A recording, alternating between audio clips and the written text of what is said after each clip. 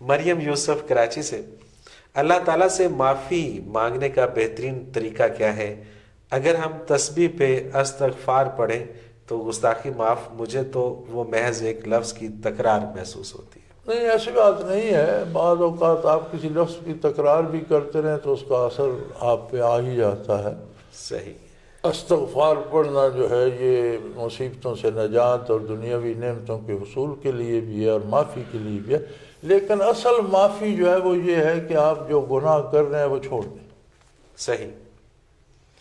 جو غلطی کر چکے ہیں اس پر پشیمان ہو، اس کی تلافی کریں، یہ معافی، یہ توبہ ہے۔ یہ توبہ ہے، بالکل صحیح۔ توبہ کا مطلب یہ ہے کہ جو غلطی ہو گئی اس کی تلافی کریں، کسی کے پیسے کھا لیے تو کوشش کریں اسے واپس پہنچ جائیں، کسی کی دل آزاری کی ہے تو اس سے معذرت کر لیں، کوئی بھی جس طرح کا اس کی تلافی ہو سکتی ہے، نہیں ہو سکتی آپ نے کسی کے پیسے کھا لیے، بدل گئے، مر گئے، زمانہ گزر گیا، اللہ کی راہ میں خرچ کر کے اسے ثواب پہنچا دیں، تلافی کی کوئی صورت کریں اور آئندہ عہد کر لیں کہ مجھے اللہ بچائے میں آئندہ ایسا نہیں کروں گا۔ تو یہ سبحان اللہ، اصل استغفار یہ ہے۔